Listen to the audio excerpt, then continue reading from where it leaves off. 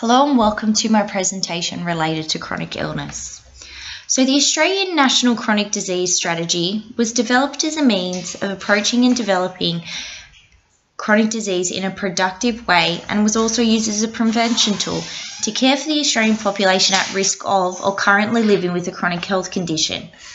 The strategy has been broken up into two main elements, first being the prevention aspect and then the frameworks that outline the way to improve prevention and care of people with chronic illnesses. The strategy also has strong links to caring for or supporting someone with a chronic illness. This linkage can be seen throughout the document, but is broken down in a clear and concise way in the objectives. It outlines both prevention and promoting well-being as key factors in the success of this strategy. This benefits both families and carers and patients through best practice and also looking at the patient in a holistic way. It also sees a decrease in hospital admissions and an increase in primary health as frontline treatment in preventing and slowing down the progression of chronic illness. The AIHW outlines 12 conditions that impose a significant burden on a number of levels on an individual with a chronic illness. This presentation will focus on chronic kidney failure. The patient person related to this illness was assisted while on placement at Broken Hill Hospital and identified as being Aboriginal or of Indigenous background. He also needed 3 dialysis sessions a week.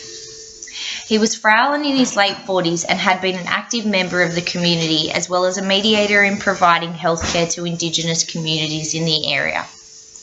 The action area I've chosen is self-management.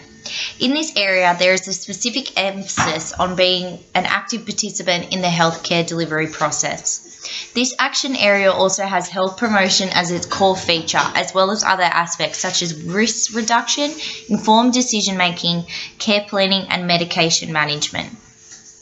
Self-management impacts on and relates to several aspects of this patient's care.